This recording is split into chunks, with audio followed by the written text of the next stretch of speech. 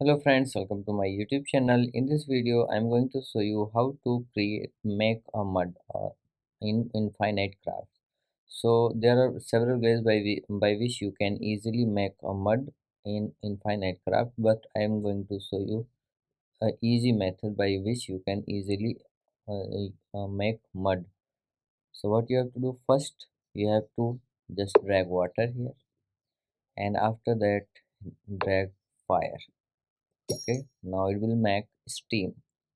Now what you have to do here, you will see earth, water, fire and wind. So you have to drag here earth, okay, and wind. I'm going to drag here earth and wind. Now just put earth on steam. Now you will see that mud has been created.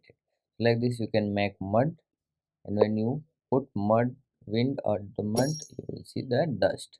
Like this you can make dust or mud on in Infinite Craft. So if you like this video, please like my video, also subscribe my channel for more videos like this. Thanks for watching.